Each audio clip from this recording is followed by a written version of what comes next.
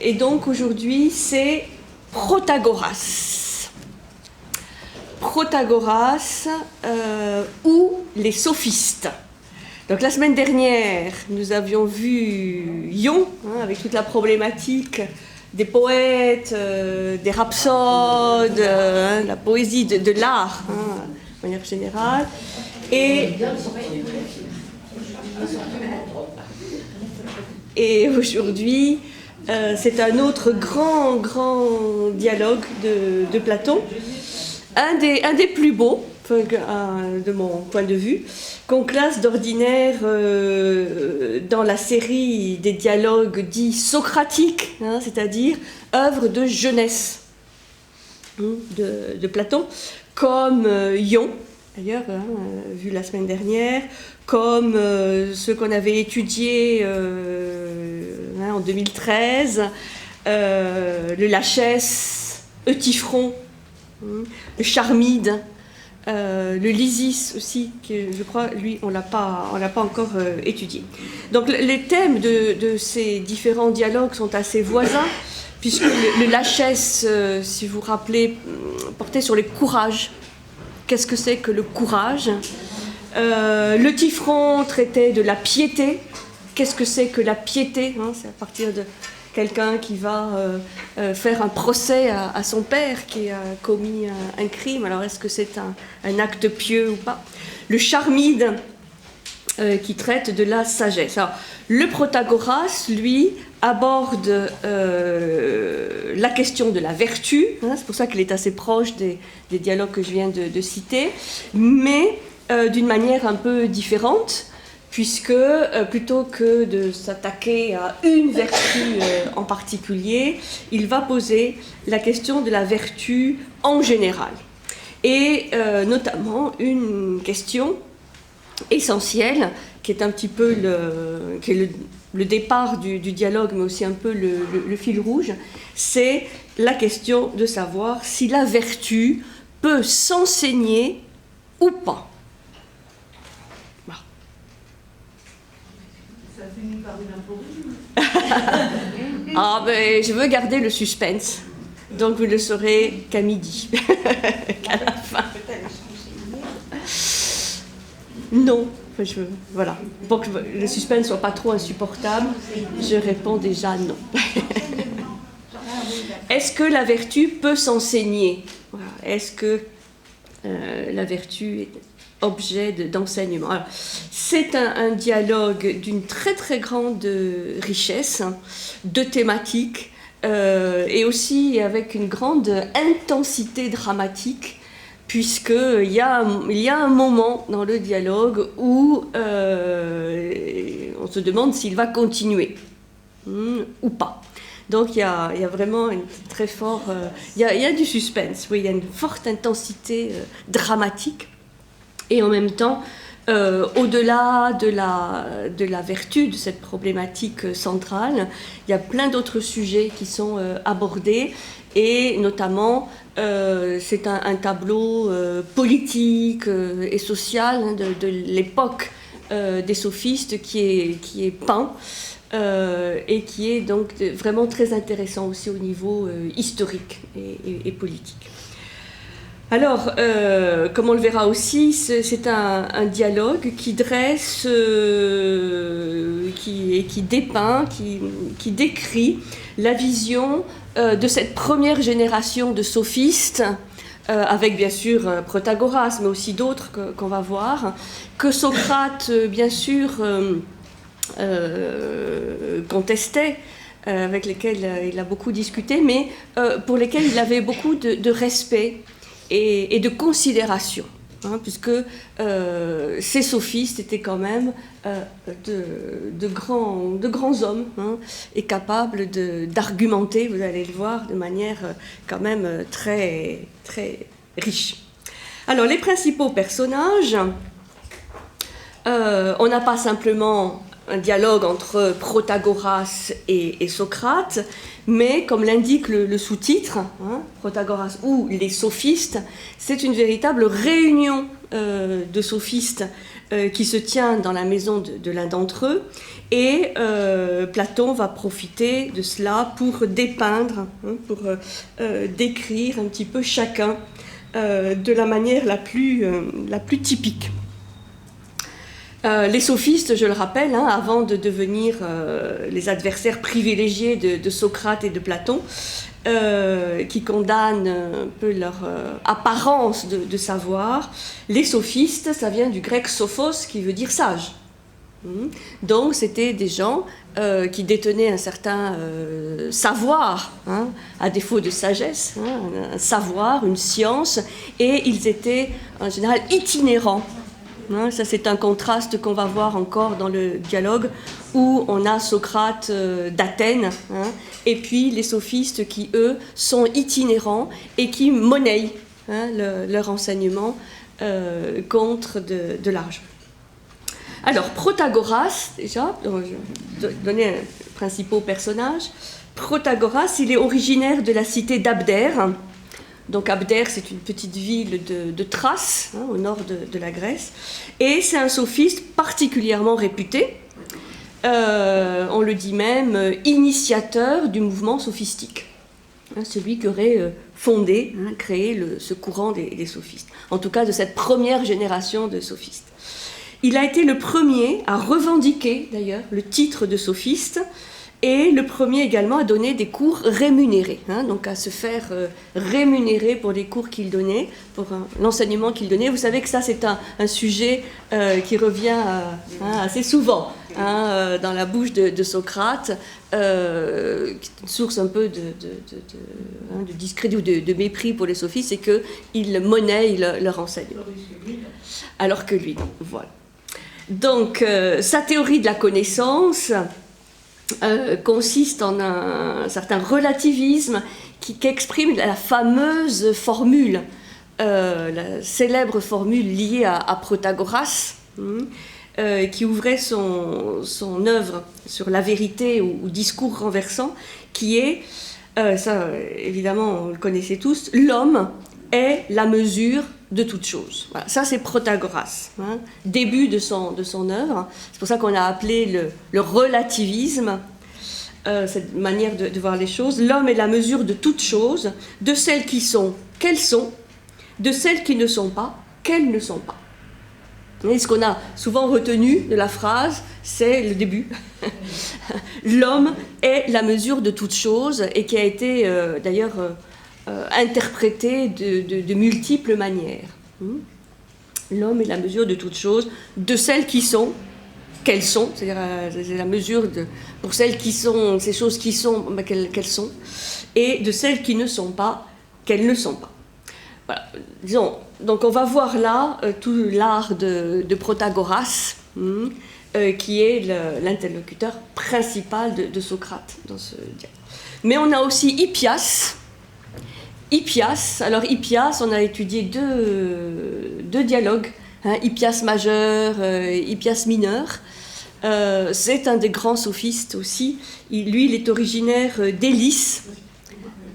Hippias, H-I-P-I-A-S, Hippias, originaire de la cité d'Élis, E-L-I-S, qui est proche d'Olympie.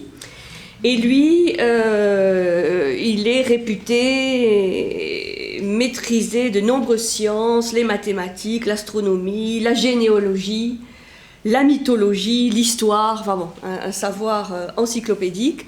Mais là, dans ce dialogue, il joue un rôle tout à fait secondaire, puisqu'il s'efface pour laisser parler Protagoras. On a aussi Prodikos. C'est comme ça vous avez un peu les principaux sophistes de l'époque. Prodikos, P-R-O-D-I-C-O-S, qui lui est originaire de Céos, qui est une petite île des Cyclades. Et Socrate se dit son ami, souvent son ami ou son élève, et lui était spécialisé dans l'étude des différentes significations des mots, c'est-à-dire le côté étymologique, mais aussi ce que les mots veulent dire. Et là, il va intervenir à un moment donné du dialogue lorsqu'ils étudient un poème. Donc, Prodikos. On a aussi Callias, C-A-2-L-I-A-S, Callias, et qui est, lui, sophiste, mais surtout un mécène. C'est lui un richissime bienfaiteur des sophistes, et c'est justement dans sa maison que se déroule ce meeting des sophistes, cette réunion des sophistes, et il va donc très peu intervenir, là aussi il va avoir un rôle tout à fait secondaire, mais c'est dans sa maison que se déroule le dialogue, et lui il a une réputation pas tout à fait extraordinaire. On le présente souvent comme un personnage un peu retors, qui aurait trempé dans de nombreuses affaires financières notamment. Bon. Il était riche, donc bon. Et puis on a un personnage qu'on connaît bien, qui n'est pas sophiste, mais qui est Alcibiade, le fameux bel Alcibiade, voilà, qui à l'époque du dialogue doit avoir à peu près 17-18 ans, qui est issu, comme vous le savez, d'une famille illustre, qui était la pupille de Périclès, et qui va devenir un très célèbre homme politique et général, mais bon, avec une existence très, très mouvementée, faite de trahison, de réconciliation. Vous savez qu'il était disciple de Socrate, un des plus brillants disciples de Socrate, avant que leur route ne diverge, du fait des frasques d'Alcibiade. Mais dans le dialogue, quand même, on voit qu'il continue à avoir une très grande admiration, fascination pour Socrate. Et quand Socrate est un peu en difficulté, il est là pour le soutenir.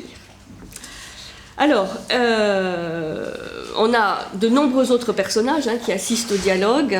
C'est pour la plupart les mêmes personnages qu'on retrouve dans le banquet. Même personnage. La date du dialogue, alors on la situe traditionnellement, bon, c'est toujours source de pas mal de discussions, ces dates, mais bon, les spécialistes disent que ce dialogue serait déroulé vers 430-431 avant Jésus-Christ, et donc ça veut dire que Protagoras aurait eu à peu près 57 ans au moment du dialogue, une petite soixantaine d'années, et Socrate un peu moins de 40 ans. Vous voyez, donc Socrate plus jeune que Protagoras. Et il est vrai que Socrate témoigne d'une grande considération et respect pour Protagoras, qui est son aîné. Alors, qu'est-ce que nous raconte ce dialogue ? Il a toute une introduction assez longue pour introduire les personnages et aussi la problématique. On nous dit que l'aurore est à peine levée, donc on est vraiment levé du soleil, que Hippocrate accourt chez son ami Socrate. Donc un jeune ami de Socrate, Hippocrate, vient chez lui et frappe bruyamment à sa porte. Et avec l'enthousiasme naïf, on peut dire, de la jeunesse, Hippocrate explique à Socrate qu'il semblerait qu'il y a une rumeur qui dit que le grand Protagoras serait en ville, donc serait à Athènes, chez son ami Callias. Et certains disent même qu'il serait accompagné d'autres célèbres sophistes comme Hippias ou Prodicos. Et donc, évidemment, Socrate devine les raisons de l'agitation d'Hippocrate, puisque, comme beaucoup de jeunes gens de son âge, Hippocrate rêve de devenir un des disciples de Protagoras. Même s'il lui faut débourser une assez forte somme d'argent. Et donc, sans le décourager, Socrate voudrait néanmoins, dans un premier temps, tempérer ses ardeurs. Et donc, il accepte de l'accompagner et de l'introduire auprès de Protagoras, mais comme il est encore très tôt, Socrate lui fait comprendre qu'il serait inconvenant d'arriver si tôt chez Callias, et donc il lui propose de faire une petite promenade, ou d'attendre un petit peu, de se promener dans les environs avant d'aller chez Callias. Et évidemment, Socrate va profiter de cette promenade, de ce temps qu'ils ont, pour poser un certain nombre de questions déjà à Hippocrate sur cet enseignement prétendument exceptionnel qu'il espère de Protagoras. Et bon, commencer à être rodé aux arguments de Socrate. Socrate lui dit, bon, un joueur de flûte, je comprends bien qu'il peut enseigner l'art de la flûte à des gens qui veulent devenir flûtistes. Qu'un sculpteur peut enseigner la sculpture à des gens qui aiment la sculpture et qui se destinent à être sculpteurs. Et donc, pour les sophistes, qu'est-ce qu'ils enseignent exactement? Et toi, que veux-tu devenir? Toujours des exemples. Bon. Et donc, Hippocrate, qui n'a pas trop réfléchi, semble-t-il, à la question, répond que l'art de Protagoras consiste à rendre les hommes habiles à parler. Ça, c'est vrai que c'est une des facettes, évidemment, les plus connues de l'art des sophistes, que d'apprendre l'art de la rhétorique, parler en public, puisque la démocratie athénienne de l'époque implique qu'on puisse effectivement parler de la meilleure manière possible en public. Alors, la question évidemment reste entière, puisque Socrate dit que bien sûr le sophiste peut rendre habile à parler sur une matière sur une autre, mais pour cela il lui faudrait maîtriser cette matière. C'est-à-dire, pour bien parler de quelque chose, il faut quand même connaître ce quelque chose. Et donc, ça continue la question, quelle est la matière essentielle qu'enseigne le sophiste? Puisque, quitte à bien parler de quelque chose, de quoi réellement parle-t-il? Et donc, à cette question, Hippocrate s'avoue incapable de répondre. Donc Socrate le met en garde par rapport au fait de chercher avec tant d'ardeur à bénéficier d'un enseignement en fait dont il ignore tout. Il dit, est-ce qu'on irait consulter un médecin sans savoir si ses soins nous feront du bien ou du mal? Si on va chez le médecin, c'est qu'on pense qu'il va nous apporter quelque chose de positif, de bénéfique. Et là, tu vas chez le sophiste sans savoir ce qu'il va t'apporter. Et il compare même, Socrate, parfois les sophistes, à des épiciers qui vendent sans distinction l'ensemble de leurs marchandises, sans s'inquiéter de l'impact positif ou négatif de ces marchandises sur les clients. Et donc, le sophiste transmet de multiples connaissances, ça c'est Socrate qui parle, le sophiste transmet de multiples connaissances sans faire le tri des bonnes ou des mauvaises choses pour l'âme. C'est-à-dire, qu'est-ce qui est bon pour l'âme ou qu'est-ce qui est moins bon, il ne s'en occupe pas. Donc c'est vraiment une mise en garde de Socrate vis-à-vis d'Hippocrate pour cet enseignement. Mais ils vont quand même chez Callias, parce que sinon le dialogue n'aurait pas lieu. Et à l'intérieur de la demeure de Callias, quand ils arrivent, bon, d'abord on leur ferme la porte, on dit les sophistes sont occupés, passez votre chemin. Bon, ils insistent quand même. Et on les fait rentrer, et là on voit Protagoras, mais aussi Hippias, qui conversent, comme vous pouvez imaginer, entourés de très nombreux disciples qui sont tout à fait en admiration devant eux. Bon, il n'y a que Prodicos qui dort encore, mais bon, c'est une petite pique pour montrer que, sophistes parfois se levaient un peu tard. Et donc, Socrate, va s'adresser directement à Protagoras et lui expliquer l'objet de sa visite. Socrate explique qu'il est soucieux de l'éducation de son jeune ami et qu'il tient à entendre de la bouche même de Protagoras pourquoi l'enseignement qu'il offre est d'une telle excellence.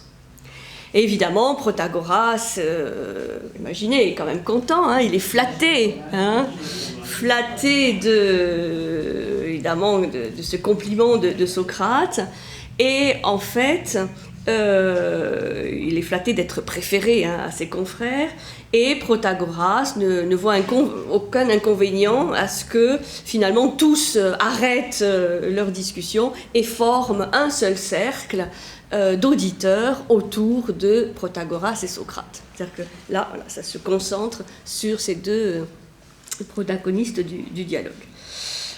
Et donc, Protagoras est très, très content et il confirme qu'il pourra doter son nouvel élève d'une excellente éducation.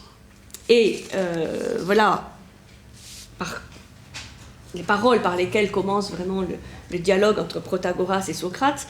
Protagoras dit, oui, mon enseignement porte sur la manière de bien délibérer dans les affaires privées, savoir comment administrer au mieux sa propre maison, ainsi que dans les affaires de la cité, savoir comment devenir le plus à même de les traiter en actes comme en paroles. Donc là, il va expliquer, en quoi consiste son art. Je répète, mon enseignement porte sur la manière de bien délibérer dans les affaires privées, bon, ça c'est savoir comment administrer au mieux sa propre maison, ainsi que dans les affaires de la cité, donc un peu plus large, savoir comment devenir le plus à même de les traiter en actes comme en paroles. Et Socrate reformule, pour être sûr d'avoir bien compris. Il dit, est-ce que je te suis bien, Protagoras? Tu m'as l'air de parler de l'art politique et de t'engager à faire des hommes de bons citoyens.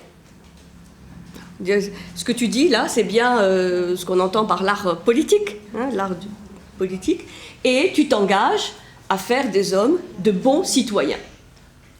Et Protagoras lui répond, oui, c'est tout à fait ça.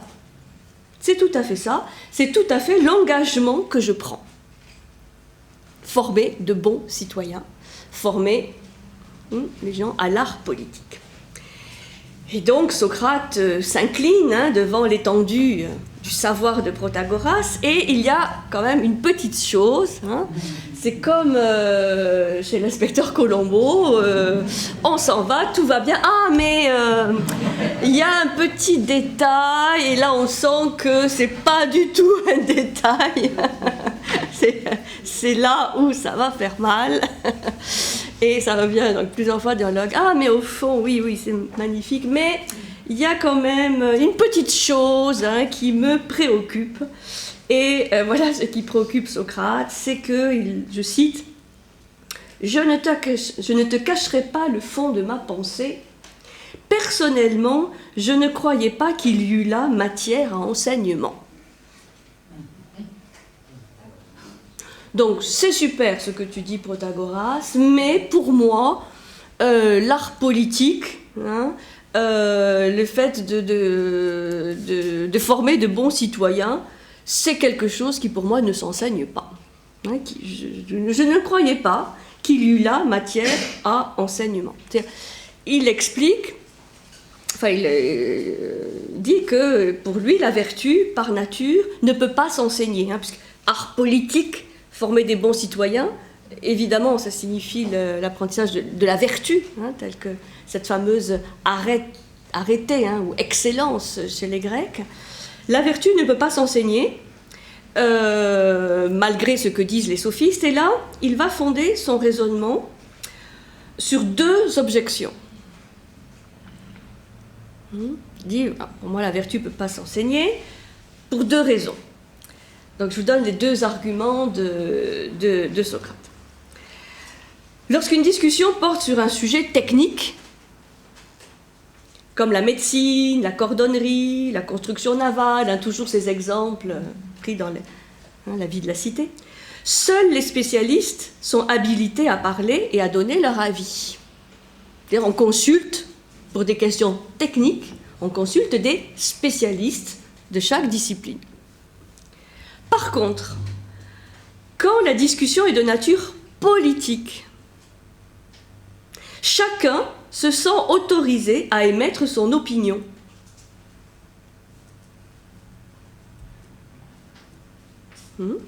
Et on va même demander l'opinion à tout un chacun sur ces sujets politiques. Alors que ces gens, qui peuvent s'exprimer, donner leur opinion, n'ont jamais reçu l'enseignement d'un maître à ce sujet. Ils n'ont jamais été éduqués à l'art politique.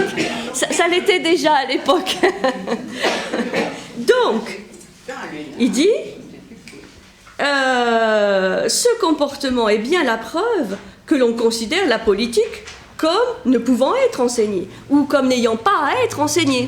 Puisque sur des sujets politiques, de toute façon, on va demander son avis à tout le monde.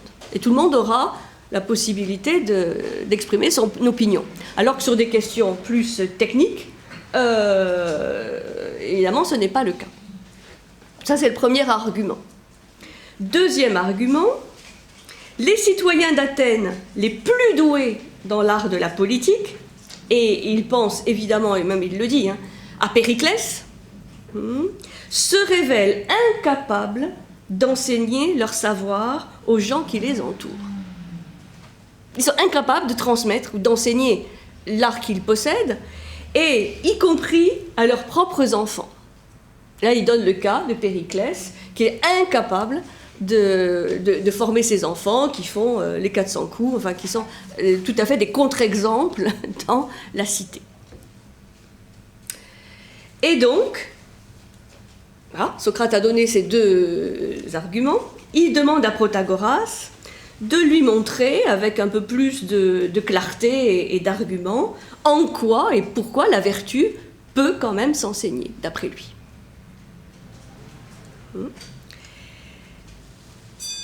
Et Protagoras répond « Je ne m'y refuserai pas, Socrate, mais dois-je le montrer comme un vieillard qui parle à de jeunes gens en vous racontant un mythe, ou bien dois-je l'exposer en détail par un discours ?»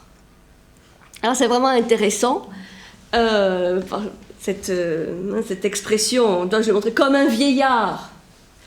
qui parle à de jeunes gens en vous racontant un mythe, l'idée que voilà, le vieux, le vieillard, le sage, il va transmettre par le mythe, en racontant un mythe, ou bien dois-je l'exposer en détail par un discours. Donc là, vous voyez la problématique. Alors, mythos ou logos? Pour ça, je vais vous raconter un mythe, ou bien je vais vous faire un discours charpenté, argumenté, rationnel, du logos. Et comme bien les auditeurs disent, bah, écoute, Protagoras, fais comme tu le souhaites, fais comme tu le sens, alors finalement, il va choisir de raconter d'abord un mythe. Ce qui n'empêchera pas par la suite, une fois que le mythe est raconté, de développer son discours, ce qui est une preuve toujours de cette complémentarité entre mythos et logos.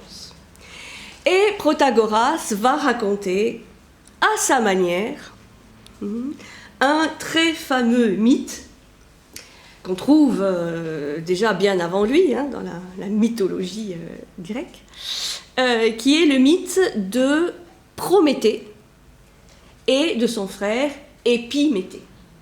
Alors, on connaît en général le nom de Prométhée, puisque ça a donné un adjectif, prométhéen. Mais il a un frère qui s'appelait Épiméthée. Et Protagoras va donc nous raconter l'histoire de ces deux frères. Prométhée, ça signifie le prévoyant. Prométhée, c'est-à-dire celui qui réfléchit avant. Métis, Prométhée, celui qui réfléchit avant. Et son frère, Épiméthée, il réfléchit après. Et voilà. Celui qui réfléchit après. Et donc c'est un mythe tout à fait savoureux, mais vraiment essentiel, vous allez voir. Donc la scène se passe au moment même de la création des espèces et des races mortelles par les dieux. C'est vraiment là, les dieux sont là, et il s'agit de créer toutes les espèces du vivant. Et puis, donc il n'existe alors que le destin, Le texte dans ce que raconte Protagoras, le destin. Et les dieux, présentés comme une petite armée de démiurges artisans au travail, c'est-à-dire, vous vous rappelez que les dieux grecs, c'est pas des créateurs, ils façonnent, ils organisent ce qui préexiste, déjà, cette fameuse matière chaotique. Et donc, voilà, il y a toute une armée de dieux artisans qui façonnent la matière, et cette matière, c'est le feu, la terre, qui sont mélangés à d'autres substances, exposés à la lumière, et qui vont produire les espèces vivantes, la matière vivante. Et les deux frères, Épiméthée et Prométhée, sont chargés, l'un de répartir les qualités et les talents pour diversifier les espèces, et Prométhée est chargé d'inspecter le travail de son frère. Et donc Épiméthée se met très scrupuleusement à la tâche, guidé, semble-t-il, par la double exigence d'un juste équilibre, c'est-à-dire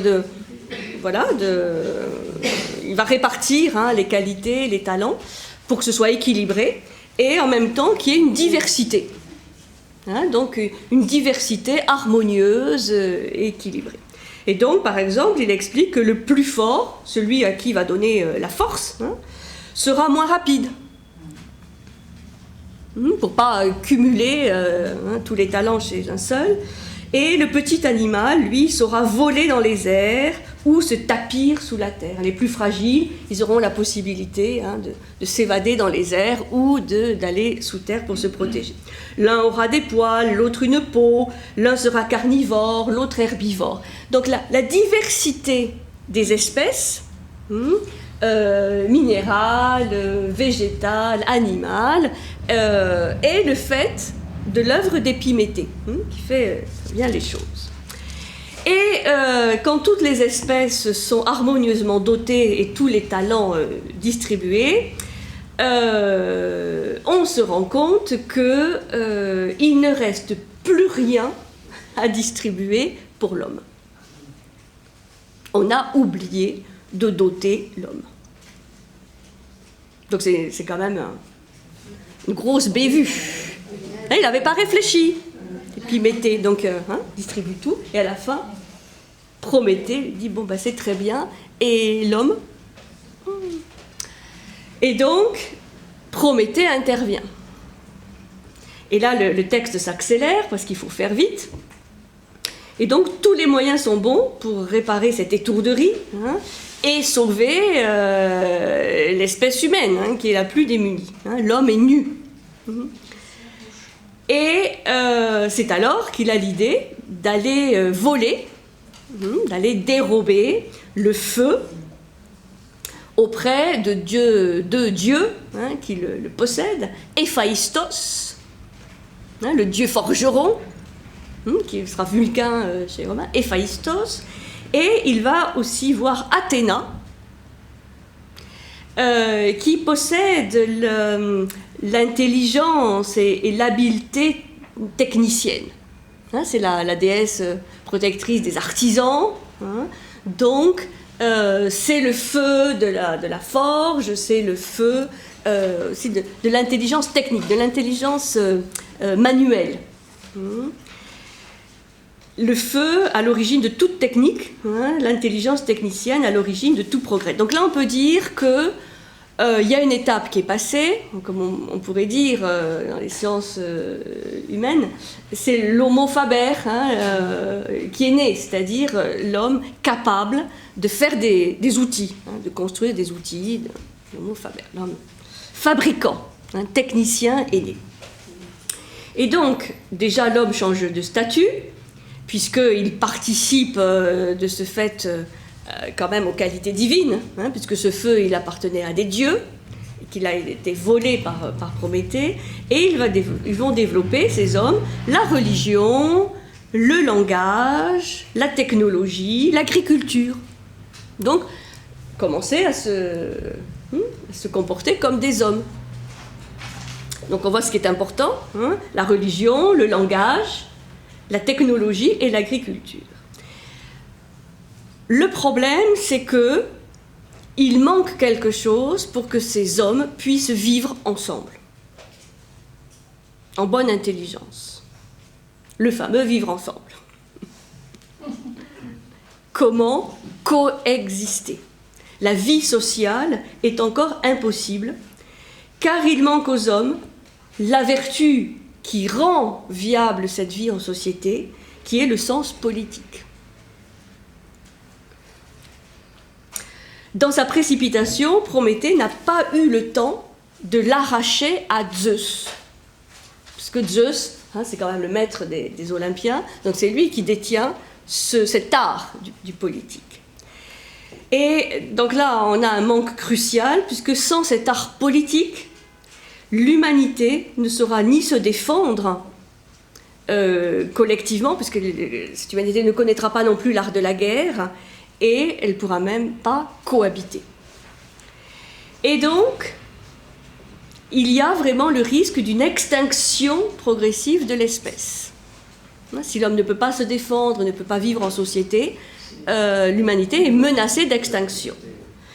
Et c'est donc Zeus, dans le récit de Protagoras, qui va intervenir lui-même et qui va demander à Hermès, le fameux messager, d'offrir aux hommes, à tous les hommes, sans distinction, c'est très important, à tous les hommes, sans distinction, à part égale, 2 bienfaits supplémentaires. Ces 2 bienfaits,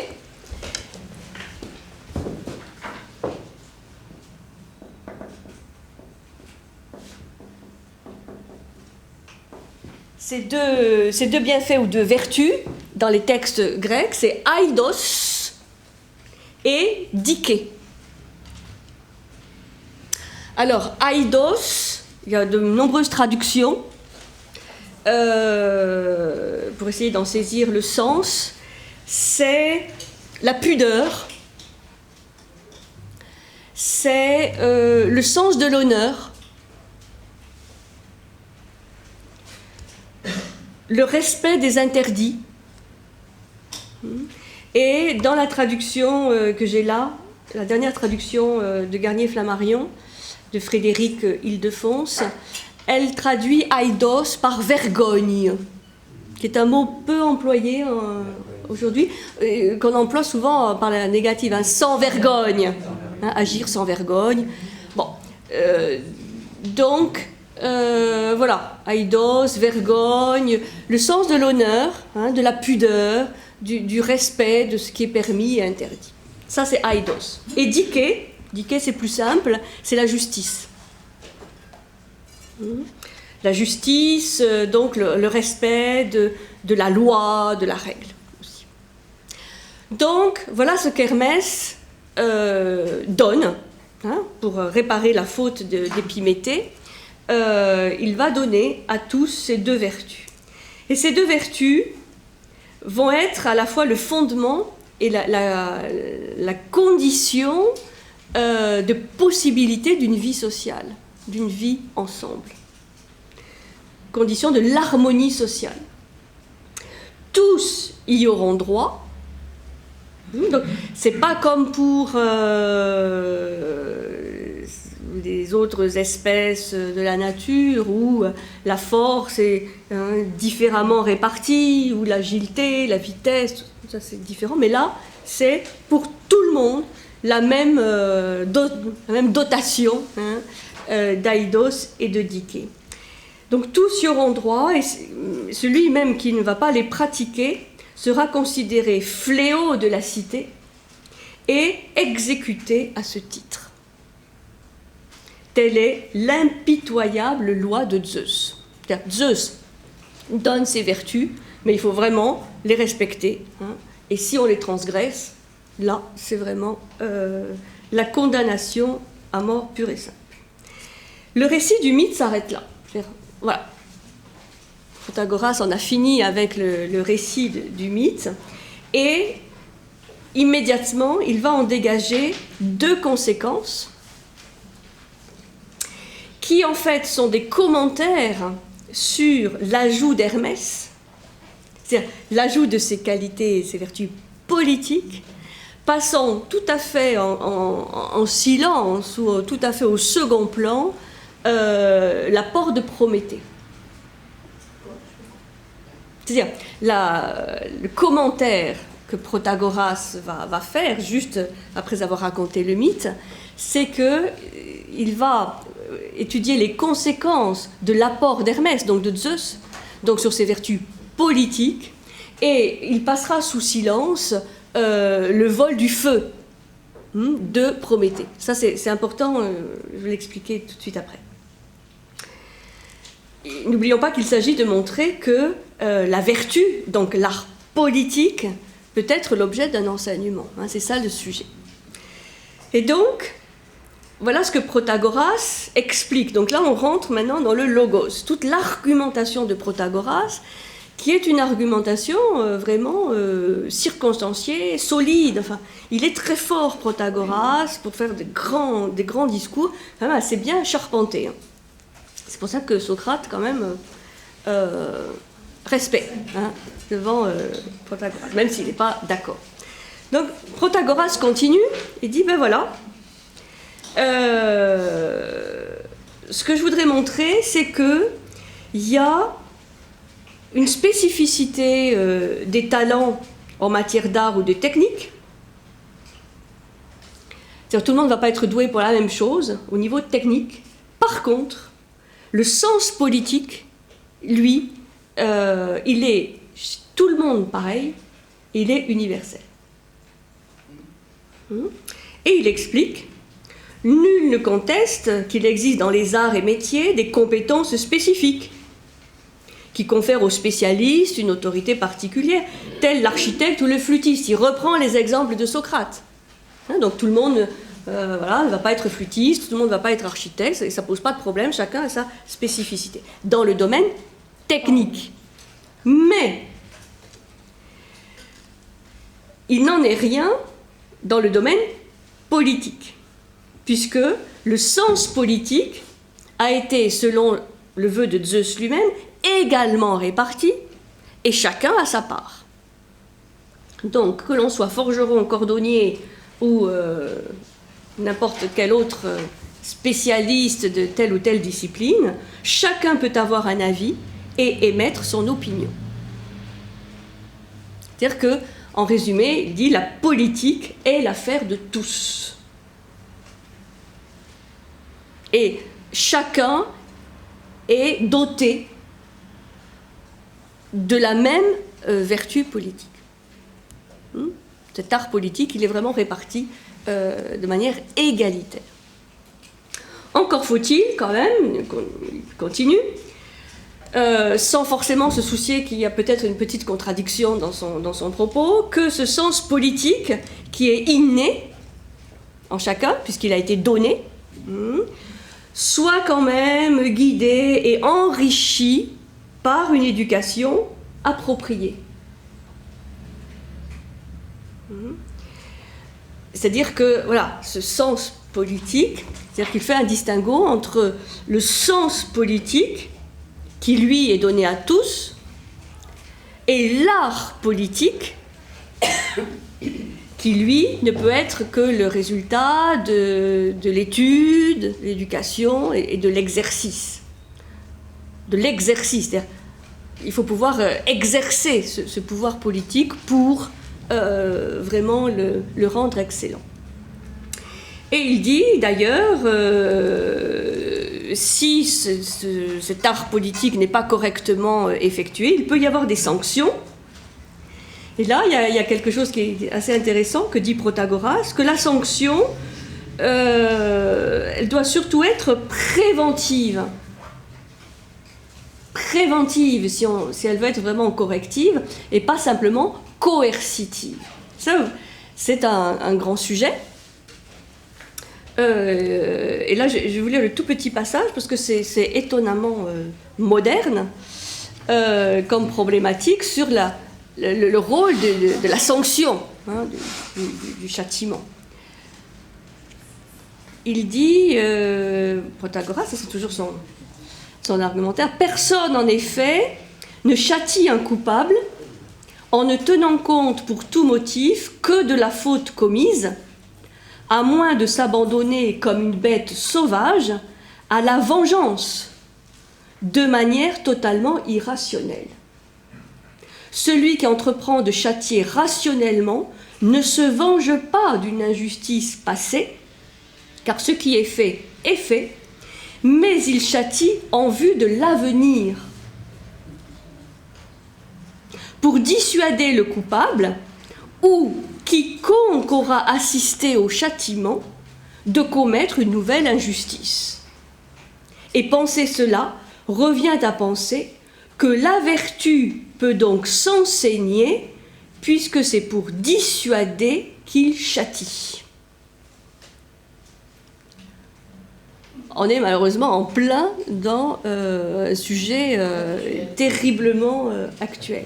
Donc, la vertu, l'art politique peut s'enseigner, soit directement, mais aussi par l'effet de ces sanctions, de ces châtiments, qui doivent avoir un effet dissuasif, donc éducatif, soit sur la personne elle-même qui a transgressé la loi, soit pour celui qui aura assisté au châtiment et qui, voyant le châtiment, sera éduqué dans le sens qu'il lui faut quand même respecter la loi. Donc, c'est les deux arguments que Protagoras, juste après le récit du mythe, explique pour asseoir et vraiment argumenter sa position que l'art politique tout à fait peut s'enseigner.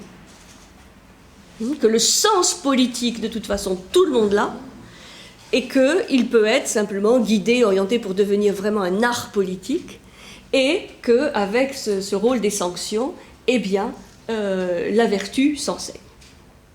Donc il dit le sens politique est la chose du monde la mieux partagée. Le sens politique est la chose du monde la mieux partagée, hein, comme le bon sens chez Descartes. Mais ce n'est pas assez de l'avoir. Le principal est de bien l'appliquer. Et pour bien appliquer ce sens politique, eh bien, il faut apprendre à bien l'appliquer. Donc, le passage du sens politique à l'art politique ne peut être que le fruit de l'exercice ou de l'étude. La politique n'est pas simplement l'affaire de tous, mais la politique s'apprend, s'enseigne. Et donc la vertu s'enseigne. Alors, on va s'arrêter un petit peu sur ce passage du mythe de Prométhée. Parce que la version du mythe qu'il raconte, Protagoras, c'est vraiment la version de Protagoras. C'est-à-dire qu'il le réinvente un peu, beaucoup, pour les besoins de sa démonstration. Et ce mythe d'Épiméthée de Prométhée lui sert pour sa cause, et il vise à convaincre. Et c'est pour ça que c'est très intéressant cette version, parce que à travers ce récit, on voit que Protagoras va exprimer la vision du monde et l'idéal social et politique des sophistes grecs. En tout cas, de cette grande première génération de sophistes. Puisque Protagoras n'est pas le premier à parler de Prométhée et d'Épiméthée. C'est un mythe, un récit extrêmement connu, et Hésiode en parle, donc bien avant. Échille, le grand tragique grec, va aussi en parler. Et chez Échille, entre autres, il y a une lecture complètement différente du mythe. C'est-à-dire que Échille va se concentrer sur le rapt du feu par Prométhée. Et il n'y a pas du tout la suite avec Zeus et Hermès. Donc ça, c'est rajouté par Protagoras. Et Échille va faire de Prométhée le bienfaiteur et le libérateur de l'humanité. Et le feu, la vision du feu chez Échille n'est pas du tout la même que celle de Protagoras. C'est pas le feu qui sert à faire la cuisine, l'agriculture, ou le feu de la forge, ou le feu de la technique, mais c'est beaucoup plus le feu mental. L'étincelle mentale qui, à un moment donné, donnée aux hommes, et Prométhée est peint par Échille d'une manière très grandiose. C'est-à-dire pour lui, c'est le rebelle, c'est celui qui a le courage d'aller voler le feu aux dieux, parce que les dieux, ils voulaient garder le feu pour eux. Donc, quand même, seul contre tous, quoi. Lucide, clairvoyant, et surtout, il se sacrifie pour l'humanité. Puisque, vous savez que et ça, Protagoras ne parle pas du tout, c'est qu'il y a une conséquence dramatique au vol du feu par Prométhée, c'est que Zeus n'est pas du tout content, et il va enchaîner Prométhée au mont Caucase. Il va enchaîner, et il y a tous les jours un aigle qui vient lui dévorer le foie. Le supplice de Prométhée, c'est cela. Et le foie se reconstitue chaque jour, ce qui fait que chaque jour, l'aigle peut revenir pour dévorer le foie. Donc Prométhée enchaîné, c'est une des grandes tragédies d'Échille, et en fait il en avait écrit plusieurs, simplement on n'a pas retrouvé la dernière, qui était Prométhée libéré. Parce que finalement, Prométhée, après toutes ces années de supplice pour l'humanité, va être libéré, et va être libéré par Héraclès. Prométhée libéré, c'est une des pièces d'Échille, mais qu'on n'a jamais retrouvée. Donc ça, c'est par exemple la vision d'Échille, qui est assez classique. Hésiode, lui, aura une autre version. Mais là, Protagoras, il a sa lecture très personnelle et, on va dire, sophistique du mythe. Puisque là, le vol de Prométhée, raconté, mais assez rapidement, il ne parle pas du tout des mobiles psychologiques de Prométhée, ni des conséquences qui vont être tragiques pour Prométhée lui-même. Et quand il parle du feu, c'est simplement le feu qui va mettre en place la civilisation artisanale et technicienne. C'est-à-dire, c'est l'idée que l'homme entre dans l'histoire, devient agent de sa propre histoire. Grâce au feu, l'homme atteint un statut qu'il n'a jamais obtenu, mais c'est celui de façonner la matière. C'est pour ça qu'ensuite, cette image de Prométhée, telle que Protagoras le décrit, va être repris par notamment les grands détenteurs de la vision de progrès à partir du XVIIIe et XIXe siècle. C'est pour ça qu'il y a cet adjectif prométhéen. Prométhéen, c'est cette capacité de maîtriser et de contrôler la nature et la matière. Il va y avoir cette image de Prométhée qui est annonciateur du progrès, de l'évolution de l'humanité, mais qui est un progrès essentiellement matériel et technique. Donc, ce n'est pas du tout anodin, la manière dont Protagoras raconte le mythe. Donc, ce qui est intéressant, c'est de voir comment Protagoras prolonge le mythe traditionnel par l'intervention d'Hermès et ce don de Zeus par l'intermédiaire d'Hermès de ses vertus politiques. Donc, il y a l'homo faber, comme je disais, c'est-à-dire l'homme technicien, et il y a l'homme politique, l'homo politicus, qui arrive grâce à l'intervention de Zeus. Ça veut dire que chacun peut participer à la vie politique. La démocratie est possible, mais là, pas dans le sens limité de la démocratie athénienne de l'époque où nous sommes là, qui était quand même réservée à quelques-uns, mais là, une démocratie sans limite, pour tous, avec les mêmes droits pour tous, y compris les métèques, les femmes, enfin, pour tous. Les esclaves. Oui, oui, tous. Tous. Donc, ce qui est intéressant pour, disons, interpréter un peu cette partie du dialogue, c'est qu'on va trouver dans la manière de parler de Protagoras deux thèmes majeurs de la pensée des sophistes. Pour bien comprendre pourquoi Socrate et Platon en veulent tant aux sophistes. Parce qu'on a deux visions du monde qui sont radicalement opposées, et inconciliables. Et c'est pas simplement un problème de rhétorique ou de vouloir convaincre le peuple. On a deux visions du monde vraiment qui s'opposent. Donc, quelle est la vision du monde des sophistes, qui est défendue par Protagoras? Et c'est pour ça que c'est un adversaire quand même de taille. Parce que c'est pas simplement qu'il se fait payer ou qu'il forme à l'argumentation d'une chose et son contraire. C'est qu'il y a une vision du monde et de l'homme radicalement différente. On est en pleine guerre symbolique, là. On est en pleine guerre de vision du monde.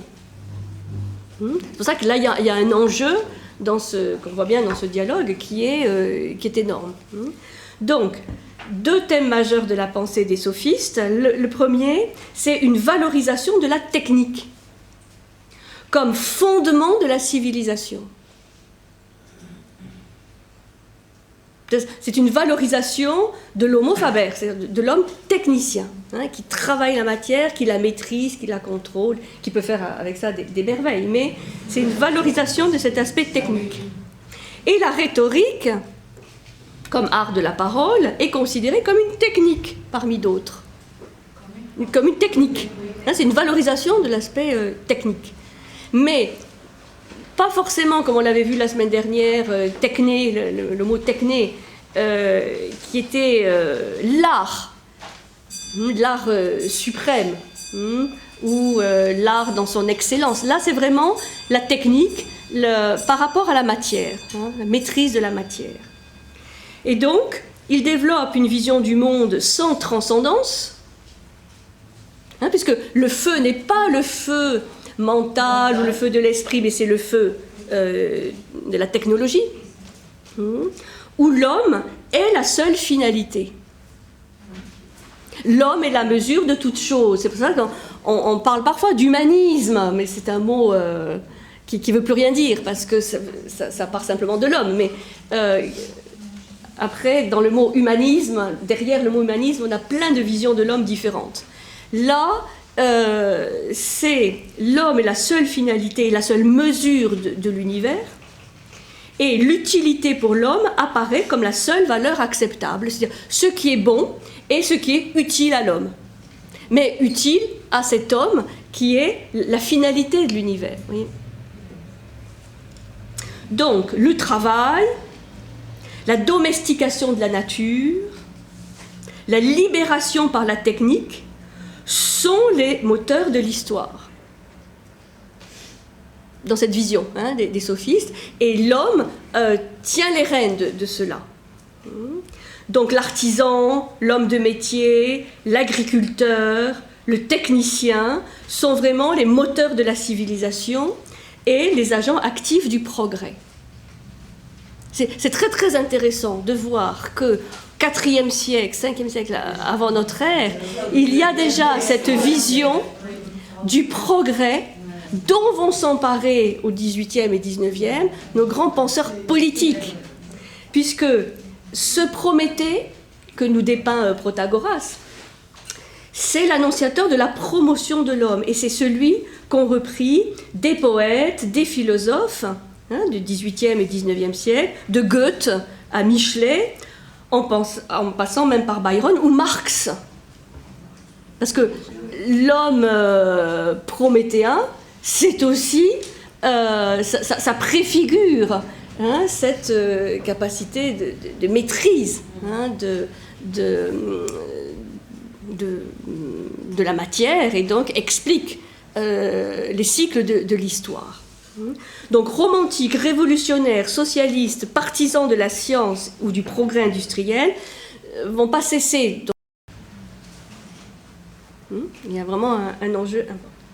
Donc ça, c'est le premier thème. Et le deuxième thème, qu'on a déjà abordé, c'est la valorisation du citoyen comme fondement de la démocratie. Donc, premier thème, c'est la valorisation de la technique, fondement de la civilisation.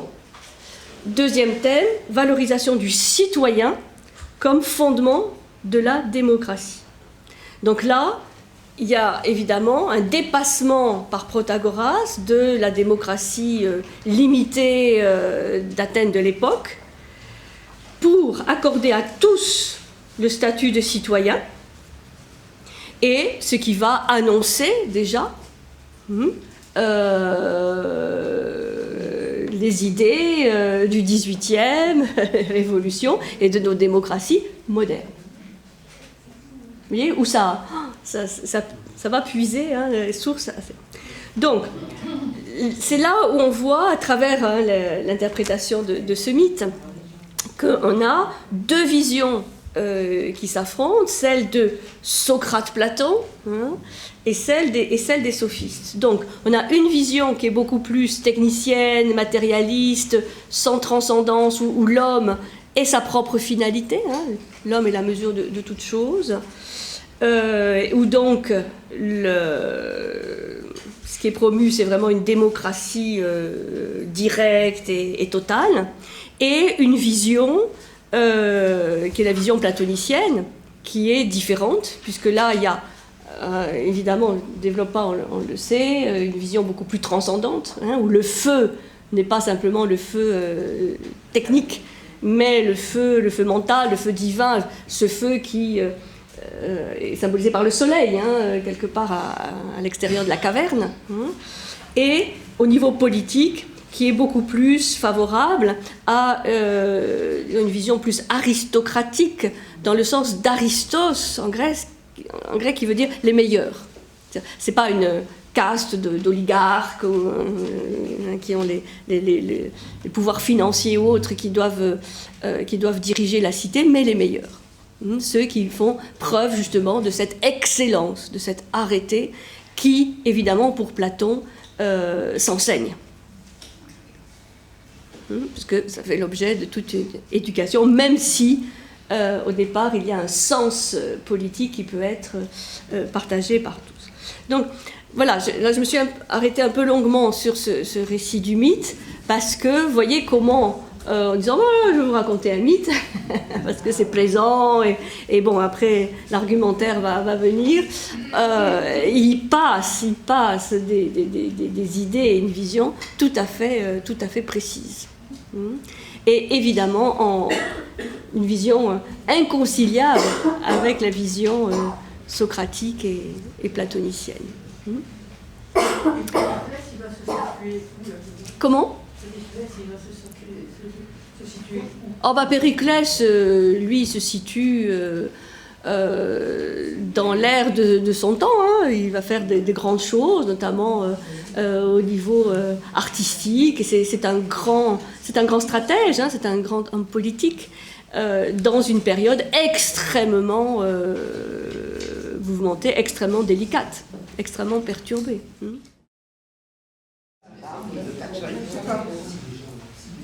Bon, donc là, on a vu toute le début, enfin la toute première partie du dialogue.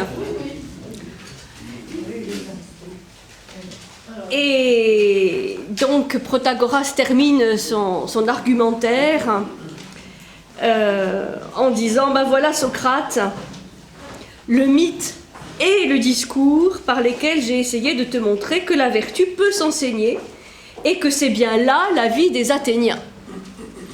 Voilà. Donc il termine, vous voyez, ce double discours, mythos et logos, et voilà. Conclusion, la vertu peut bien s'enseigner et c'est là la vie des Athéniens. C'est pas simplement mon avis à moi, Protagoras, mais c'est la vie que partagent les Athéniens. Et donc là, on voit Socrate réellement comme un peu hypnotisé, hein, sous le charme du discours de Protagoras, qui a quand même été assez long, et il le félicite, et le temps de reprendre ses esprits, pour montrer que, là, je crois réellement, il y a comme je disais, une profonde considération, hein, de Socrate pour Protagoras. Mais il reste un petit détail. Donc, Socrate aimerait bien poser une dernière question mineure, hein, à laquelle Protagoras, il en est sûr, n'aura aucun mal à répondre, puisque dans son discours, Protagoras a souvent fait référence à des vertus, comme la justice, la sagesse, la piété. Comme si elles étaient quelque chose d'unique, comme si chacune était la vertu. Et donc, Socrate va refaire partir le dialogue sur cette question. Est-ce que, Protagoras, tu pourrais te montrer un tout petit peu plus précis? Est-ce que la vertu est une chose unique et la justice, la sagesse, la piété, le courage, tout ça ne seraient que des parties de cette vertu unique, ou bien est-ce que nous avons là des vertus distinctes? Donc là, on a une deuxième problématique, hein, qui est posée par Socrate. Bon, on parle de la vertu qui peut s'enseigner, mais en fait, c'est quoi la vertu?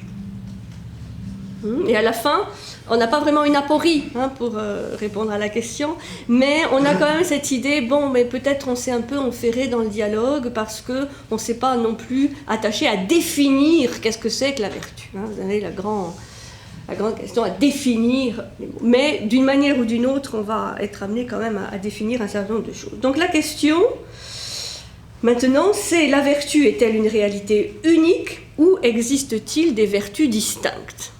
Parce que si la vertu s'enseigne, encore faut-il savoir qu'est-ce qu'on va enseigner. Est-ce qu'on va enseigner la justice? Est-ce qu'on va enseigner la piété? Est-ce qu'on va enseigner la tempérance? Enfin, où est-ce qu'on va enseigner la vertu? Et Protagoras répond à cette question avec une grande assurance. La vertu est une chose unique et les qualités sur lesquelles tu m'interroges sont ses parties. Alors là, pour une fois, Protagoras répond de manière courte, hein, synthétique. La vertu est une chose unique et les qualités sur lesquelles tu m'interroges sont ses parties. Et Socrate a encore besoin d'une précision. Il lui dit, bon, mais ce sont ses parties. Est-ce que c'est comme les différents organes, par exemple, du visage, qui sont distincts mais reliés entre eux, comme les yeux, les oreilles, la bouche, où il y a quand même une liaison organique, ou est-ce que c'est des parties comme des marchandises qu'on va couper en morceaux, et une fois que chaque morceau sera coupé, il n'y aura plus de lien avec les autres. Petite précision. Et donc, Protagoras répond que ces vertus sont comme les différentes parties du visage. Ces 5 parties du visage, ces 5 vertus sont, donc là c'est Protagoras aussi qui explique, que ces vertus sont la science, ou, autre manière de traduire, le savoir, la justice, le courage, la sagesse et la piété. Donc la science ou le savoir, la justice, le courage, la sagesse et la piété. Donc là, on peut être un peu surpris de voir qu'il y a 5 vertus qui sont exprimées, alors qu'on sait que Platon va reprendre les 4 les 4 vertus cardinales. 4 simplement, c'est-à-dire la tempérance, le courage, le savoir et la justice. C'est-à-dire que là, dans les vertus cardinales, la piété est remplacée par la tempérance, ou la modération, et la sagesse est considérée comme synonyme de savoir. Donc en fait, la sagesse n'est plus dans les vertus cardinales. Bon, ça fait partie aussi de l'évolution des dialogues. Donc, Protagoras dit, voilà, il y a une vertu unique, mais elle se distingue en différentes parties qui sont reliées entre elles à la manière des parties du visage, et elles sont au nombre de 5. Et donc, Socrate va enchaîner en disant il serait bien de quand même s'interroger sur la caractéristique de chacune des vertus pour vraiment savoir si elles sont reliées, comme tu dis, ou pas. Et là, Socrate va développer 4 arguments qui engagent 2 à 2 les vertus considérées. Donc, premier argument, il cherche à montrer à Protagoras que la justice et la piété, la piété c'est une vertu importante à l'époque en Grèce, c'est-à-dire c'est le respect de la morale, qui est extrêmement religieuse à l'époque, le respect des dieux, et d'avoir des comportements conformes à ce que les dieux attendent. Donc, pour Socrate, justice et piété sont très similaires. C'est-à-dire que la justice ne peut pas ne pas être pieuse. Donc quand on dit justice et piété, c'est pas complètement synonyme, mais c'est tellement proche qu'on peut considérer que c'est quasiment similaire. Bon, là je ne vous développe pas tout parce que là sinon on y est encore ce soir, mais vous avez une argumentation de Socrate pour montrer que justice et piété, c'est-à-dire à partir du moment où on est juste, on est pieux, et si on est pieux, on est juste. Ce que Protagoras réfute, n'est pas d'accord. Deuxième argument, Socrate démontre que la sagesse est identique au savoir. La sagesse est identique au savoir ou à la science, c'est-à-dire que si on est sage, c'est qu'on est savant, si on est savant, on est sage. Bon, il y a tout un raisonnement sur les contraires, qui est assez exigeant quand même à suivre, mais finalement il dit, tu vois, de ces 2 vertus, on peut finalement en réduire à une seule. Et il va commencer à donner son 3e argument, qui porte sur la justice et le savoir, pour montrer que là aussi, la justice et le savoir sont quand même assez proches l'une de l'autre. Socrate, c'est pas tellement de montrer que la vertu est unique, parce que là-dessus, finalement, il est assez d'accord avec Protagoras, mais c'est de montrer que chacune de ces vertus est un savoir, est une science, et que, finalement, et c'est ça qui est très intéressant, Socrate va finir par dire le contraire de ce qu'il disait au début, à savoir que la vertu, finalement, peut s'enseigner parce que c'est une science. Là, il y a vraiment un retournement dans le dialogue où chacun des 2 protagonistes va finir par être... non, justement, parce que chacun est convaincu par l'argument de l'autre, et donc ils n'étaient pas d'accord au début, ils ne seront donc pas d'accord à la fin, mais exactement pour les raisons inverses. C'est-à-dire que Socrate va finir par dire, oui, la vertu, finalement, c'est une science, donc elle peut s'enseigner, et Protagoras qui finit par dire, non, finalement, tu m'as convaincu, non, elle ne peut pas s'enseigner, et ils vont se quitter comme ça. Donc c'est aussi un peu l'intérêt du dialogue. Alors, ce qui est très très intéressant à ce moment-là du dialogue, c'est qu'il y a un drame qui va se passer. C'est là où il y a vraiment l'intensité dramatique tout à fait passionnante. C'est-à-dire que Socrate commence à être exaspéré par la longueur des réponses de Protagoras. Notamment, à partir du 3e argument, Protagoras commence à se lancer dans une grande discussion sur ce qui est bien, sur ce qui est utile. Tout le monde décroche, évidemment, plus personne n'y comprend rien. Mais ça, c'est la grande compétence de Protagoras. Et Protagoras est excédé par toutes ces questions. Bon, ça, on connaît les questions que pose Socrate. Et donc, il y a un moment où Socrate dit, bon, ben, écoute, Protagoras, si tu réponds pas plus directement et plus courtement à mes questions, moi, je quitte le dialogue. Et Protagoras me dit, bah, de toute façon, c'est très bien, parce que moi aussi, j'en ai assez de toutes tes questions, donc on va arrêter là. Donc, on dit, c'est pas possible, on est même pas la moitié du dialogue. Et c'est tous les autres qui disent, mais si, on aime tellement vous entendre discuter entre vous, continuez s'il vous plaît, bon, continuez. Et donc on vous demande à tous les deux de faire un effort, c'est-à-dire Protagoras essaie de répondre quand même plus rapidement aux questions de Socrate, parce que sinon on perd le fil, même eux ils perdaient le fil. Et Socrate lui dit, ben écoute, puisque Protagoras est excédé de tes questions, on propose de changer. C'est-à-dire, à partir de maintenant, c'est Protagoras qui va poser les questions. Donc ils se laissent prier, enfin oui, très, très intéressant. Puis ils disent, bon ben allez, d'accord, puisque vous insistez, on va continuer le dialogue. Et c'est Protagoras qui commence à poser les questions. Et là, c'est très très intéressant cette partie-là, parce que ça permet à Platon d'expliquer les règles du dialogue. Et donc, si vous vous intéressez aux règles du dialogue socratique, eh bien, vous les avez dans le Protagoras. Puisque par petits morceaux, on comprend ce qu'est un dialogue et ce que n'est pas un dialogue, un vrai dialogue. Bref.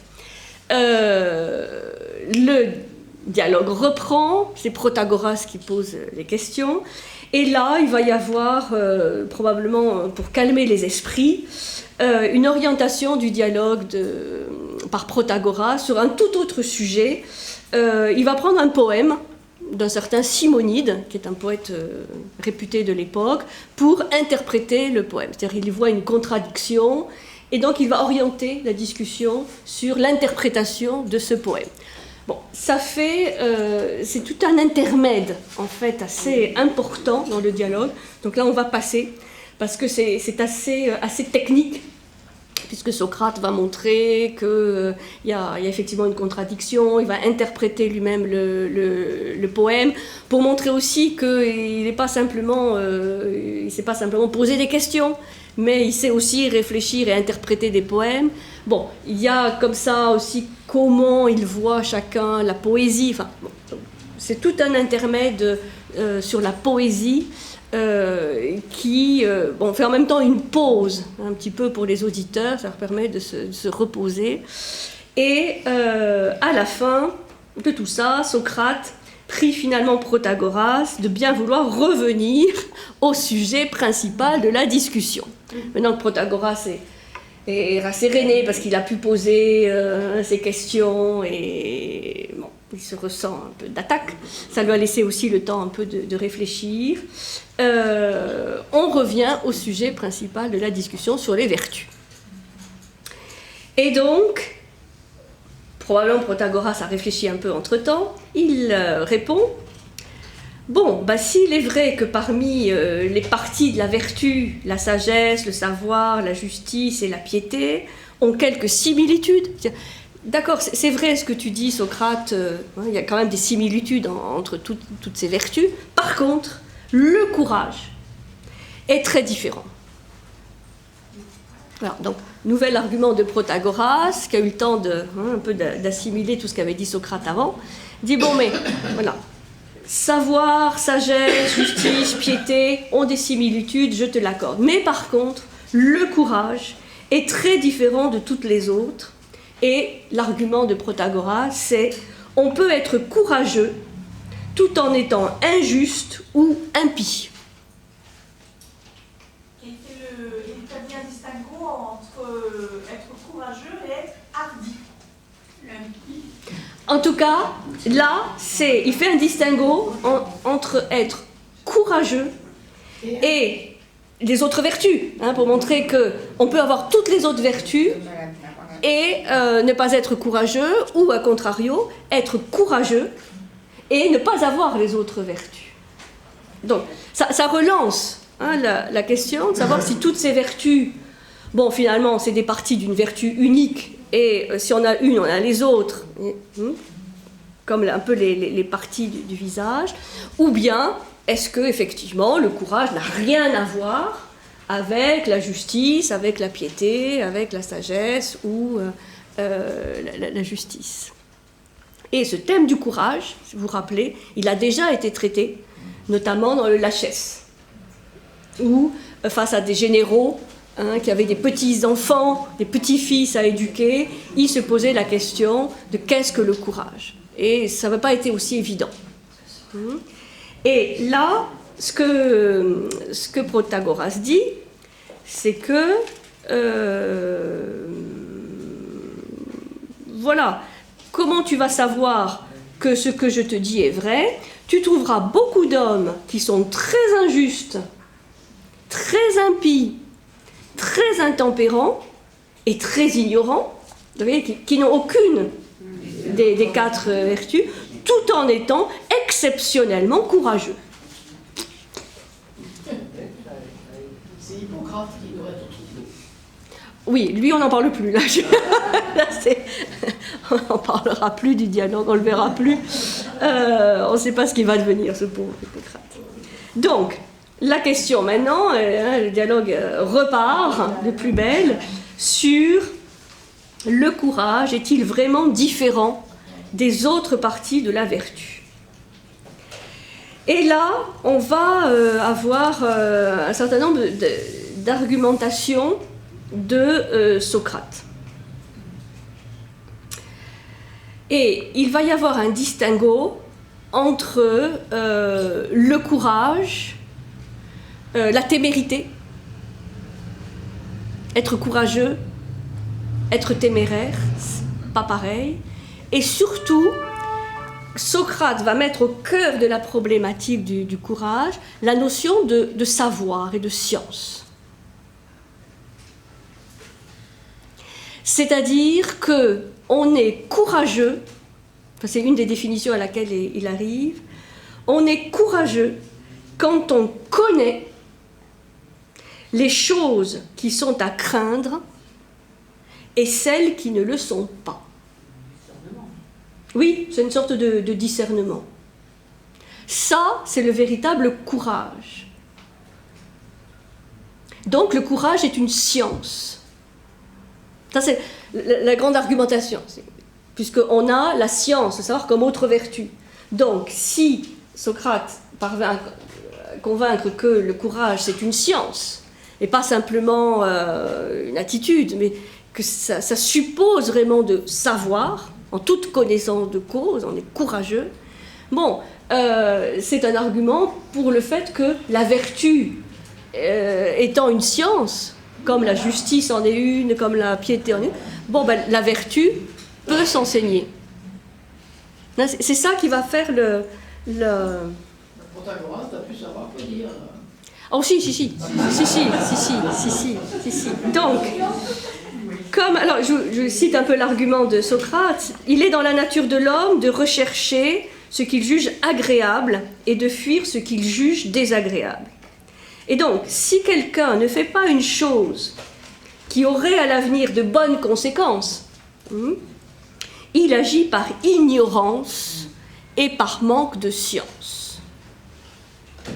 C'est-à-dire, il y a ce fameux argument qui est donné là, qui est repris dans d'autres dialogues, à savoir que nul n'est méchant, ou nul ne fait le mal, ou nul n'est lâche, volontairement. Par volonté délibérée de faire le mal.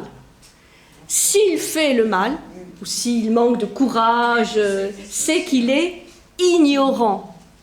Ça, c'est vraiment quelque chose de clé dans l'argumentation de Socrate. Tout est une question d'ignorance ou de savoir. Et évidemment, combattre l'ignorance, c'est apprendre, c'est connaître un peu plus, c'est repousser les limites. Et surtout, toujours se rendre compte que sur la plupart des choses, on continue à être ignorant. Donc il dit, on n'est pas courageux quand on ne connaît pas ce qui est à craindre et ce qui n'est pas à craindre. Parce que là, c'est soit de la témérité, soit de l'inconscience. C'est pas du courage. Donc l'argument de Protagoras tombe. C'est-à-dire, on ne peut pas être courageux et en même temps ignorant, impie, intempérant. Ça va ? C'est donc le quatrième argument de Socrate. Vous voyez que 2 par 2, il les a prises pour montrer qu'en fin de compte, toutes ces vertus sont science. C'est pas tant, parce que là-dessus, il est d'accord avec Protagoras, en fait, que la vertu est unique. Ce qu'il veut montrer à Protagoras, c'est que chacune de ces parties de la vertu unique est science. Et donc que ça peut s'enseigner. Parce que la science, en définition, le savoir s'acquiert. Et le problème est que, à force d'argumenter... Comment ? Il dit le contraire de ce qu'il disait au début. Donc, vous voyez, ça c'est vraiment intéressant pour montrer que dans un dialogue, on peut changer d'avis. Et ce n'est pas un problème, à condition de pouvoir l'argumenter. Et qu'on n'est pas campé, ni Socrate ni les autres sont campés dans la position à vouloir absolument convaincre ou avoir raison. Non, on réfléchit ensemble. Et si on dit au bout de 2 heures le contraire de ce qu'on disait au début, pourquoi pas ? Il n'y a pas de problème si on peut argumenter. Et là, on a vraiment un très très bel exemple d'un Socrate qui dit le contraire de ce qu'il disait au début. Simplement, à force d'argumenter, Protagoras, lui, il est plus sûr de rien, quoi. Et donc, il dit, bon, finalement, oui, je crois que, après tout ce que tu as dit, non, ça ne peut pas s'enseigner. C'est-à-dire que lui aussi va être amené à dire le contraire. Donc, il a perdu le match. Et personne, oui, enfin, disons, c'est pas en termes de match. Ça, je vais vous expliquer les règles du dialogue telles qu'elles sont. C'est pas un match. Même si ça apparaît comme un match, c'est un combat d'idées. Donc, qui est vainqueur, qui est perdant, le vainqueur est surtout celui qui joue le jeu.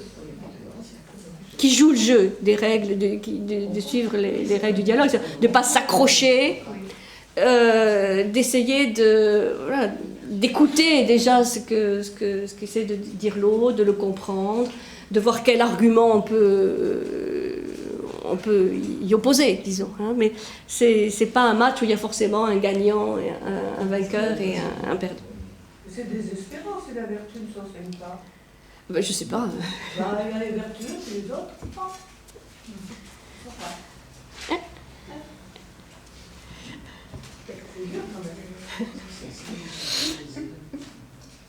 Donc, les 2 interlocuteurs, après un échange de politesse, prennent congé l'un de l'autre, le rassemblement prend fin, et c'est ainsi que le dialogue prend fin. Vous voyez, c'est pas vraiment une aporie, mais là, c'est un dialogue vraiment très intéressant par ce renversement des positions.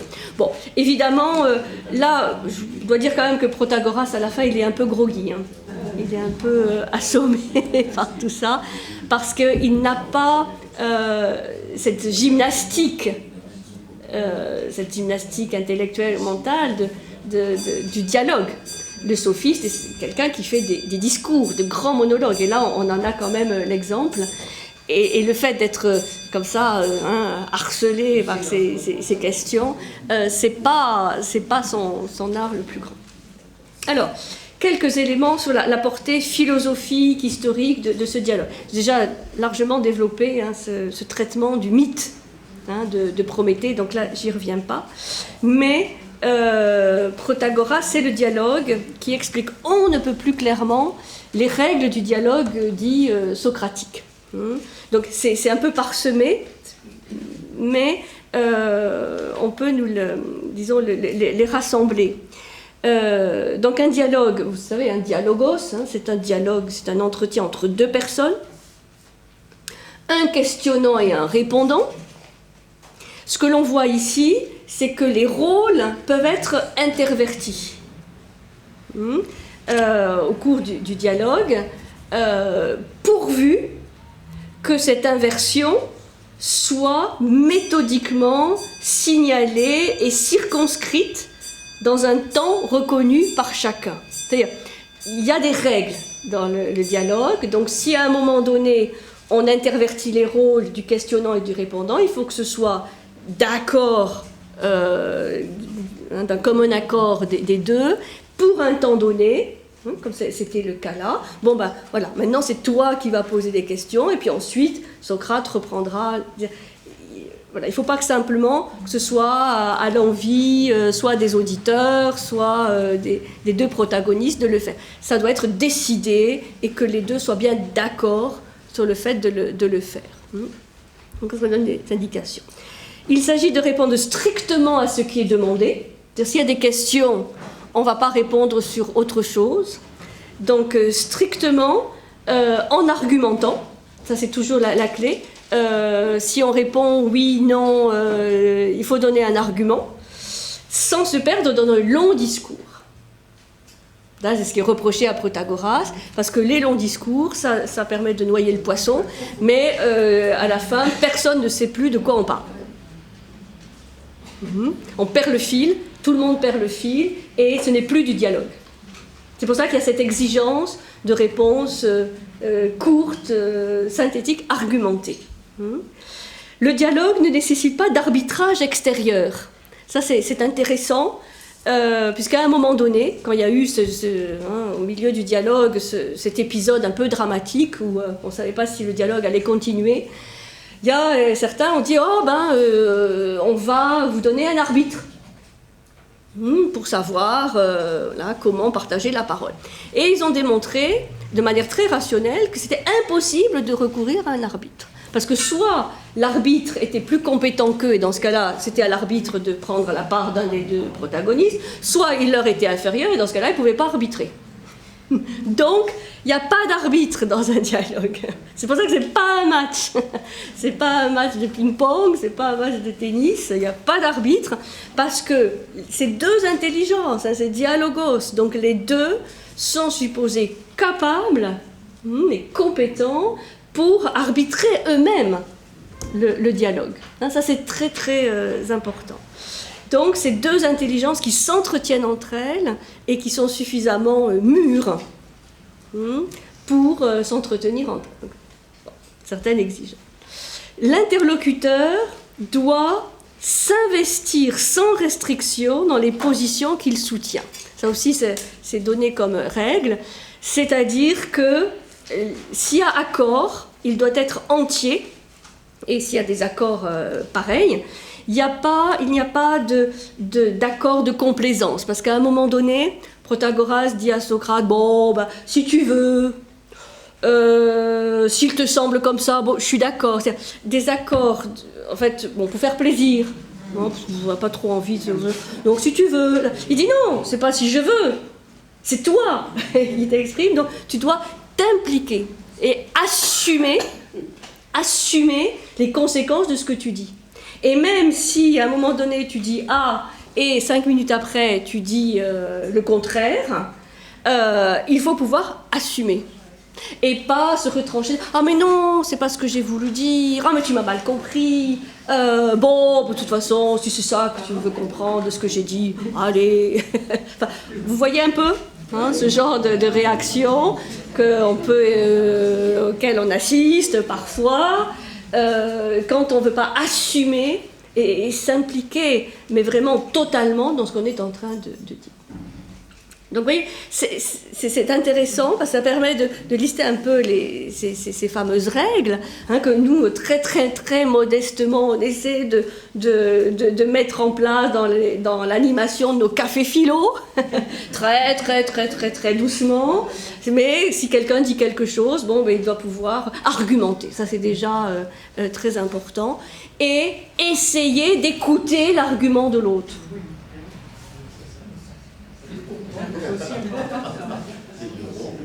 Ça, c'est dur. Et peut-être un jour pour arriver à penser à travers l'autre. Alors ça, c'est encore plus... Mais c'est une gymnastique. Le mental est comme un muscle. Ça s'apprend, ça se pratique, et c'est là où le dialogue est riche. Parce que aucun des deux ne sait à l'avance la conclusion du dialogue. C'est pour ça que moi je dis toujours, les dialogues aporétiques qui se terminent par une impasse, c'est pas négatif, c'est qu'il y a eu du travail de fait. Simplement, on accorde plus d'importance au cheminement que de savoir s'il faut répondre oui ou non, quoi. C'est pour ça, la vertu peut-elle s'enseigner, ne s'enseigne-t-elle pas?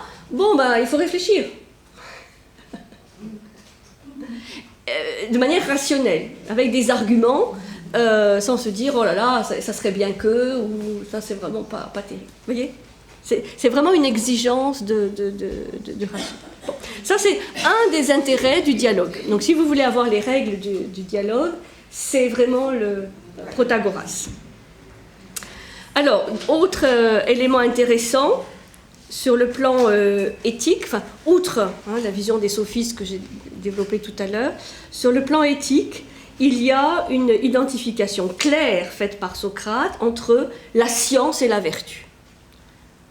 Donc la vertu n'est pas simplement du plan affectif ou du plan moral, du plan émotionnel, c'est une science, c'est une connaissance. Et donc effectivement, là, il penche sur le fait que la vertu s'enseigne, comme n'importe quelle discipline, comme n'importe quelle science. Même si au départ il y a un potentiel, ce potentiel doit être travaillé, affiné, éduqué. Excuse-moi, Frédéric. Est-ce qu'elle s'enseigne comme n'importe quelle science, ou est-ce qu'elle s'enseigne en enseignant les différentes sciences? Elle s'enseigne comme n'importe quelle science, dans le sens où ce sont ceux qui font preuve d'excellence dans la discipline, dans la science en question, qui peuvent enseigner cette science. Donc, c'est pour ça qu'on va chercher le meilleur flûtiste pour enseigner la flûte, le meilleur charpentier, etc., dans les différentes disciplines techniques. Mais pour la vertu, on va chercher les meilleurs en matière de vertu, pour enseigner la vertu.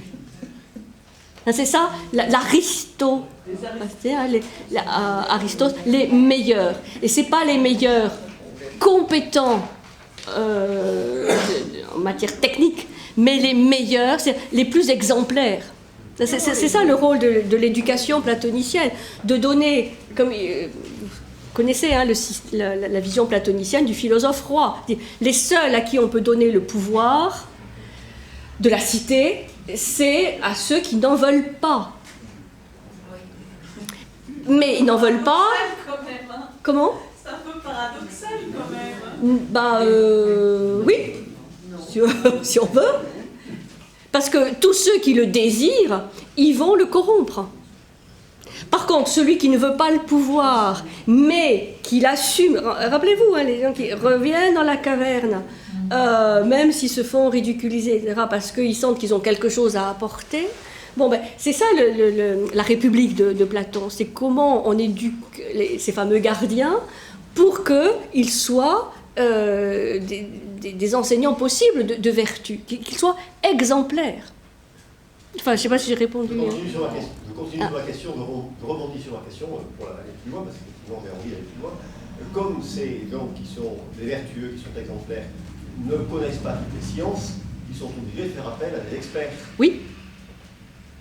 Oui, mais pour participer à l'enseignement, on va donc enseigner les différentes sciences à celui que l'on veut rendre vertueux. Sous le coaching, si on peut dire, sous la direction d'un homme vertueux. C'est ça. C'est ça.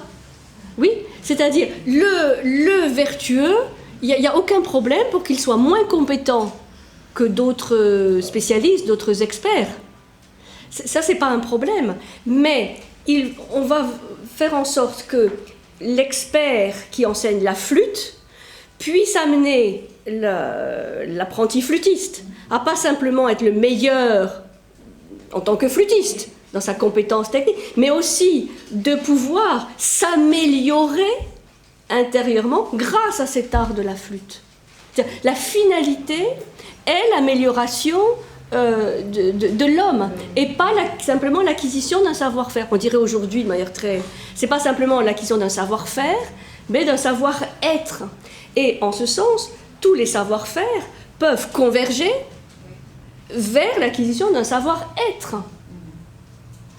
C'est la condition, on parlait de transdisciplinarité tout à l'heure, c'est la condition pour faire dialoguer entre eux des experts de disciplines différentes.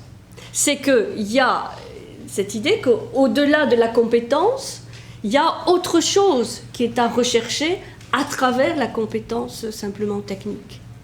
C'est pour ça que c'est une vision de l'homme et du monde avec laquelle on peut ne pas être d'accord.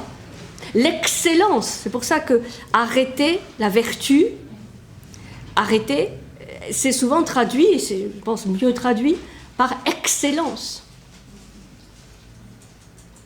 Et celui qui est excellent dans une discipline, mais vraiment cette excellence intérieure, elle débouche forcément sur une excellence intérieure. Oui. Oui. L'argument initial de Socrate tient pourtant encore, toujours, à l'issue de la discussion. Quand Socrate au départ dit mais les vertus a des difficultés à se transmettre, et que donc les meilleurs politiques ont en général des enfants assez piètres, ça tient toujours, c'est une espèce de contradiction dans la vertu. Et donc on a deux opinions qui vont un peu se... Disons qu'il met en évidence la difficulté. Et ce qui montre avec l'exemple de Périclès, qui n'a pas bien éduqué ses fils, c'est que le problème du pouvoir est qu'il ne doit pas être héréditaire. C'est-à-dire qu'il y a la nécessité d'une éducation, parce que ce n'est pas parce qu'on est le fils de Périclès qu'on va être un excellent homme politique ou stratège. Ça peut renforcer cette idée qu'il n'y a rien d'automatique. Il faut l'éducation. Et vous savez que c'est quand même un des obsessions de Platon, l'éducation. Mais de toute façon, il y a toujours des éléments qui peuvent paraître contradictoires. C'est différentes facettes, la manière dont on voit le sujet. Mais suivant les régimes, il y a différents régimes politiques. Il y a des régimes politiques dans lesquels le pouvoir a toujours été héréditaire et restera héréditaire. Donc, bon, ça dépend de la forme de pouvoir en place. Oui, mais là, Platon s'interroge sur les conditions qu'il faudrait réunir, peut-être pour établir une cité qui soit moins injuste. Donc là, il prend simplement cet exemple de gens qui sont peut-être très doués dans leur politique, mais qui sont incapables de le transmettre. Et là, qu'est-ce qu'il montre aussi? Que la cité a failli. Que la cité a failli dans l'éducation de ses fils. Puisque, est-ce que c'était à Périclès de les éduquer? Vous voyez le problème? Si c'est la cité qui doit éduquer ses enfants pour en faire des citoyens, on traite le fils de Périclès comme n'importe quel fils de forgeron ou de cordonnier. Il y a aussi un côté assez révolutionnaire dans la vision socratique. C'est que on doit prendre les gens par rapport au potentiel qu'ils ont, la fameuse maïeutique socratique, et pas parce qu'ils sont le fils d'un tel ou d'un tel. Toute influence divine est exclue, là. Toute influence divine est exclue dans ce... Ah oui. Les dieux derrière moi. Les dieux, ils n'ont rien à voir, ils ont tout à voir. Parce que de toute façon, dans la vision grecque, les dieux, ils sont là. C'est ça que je...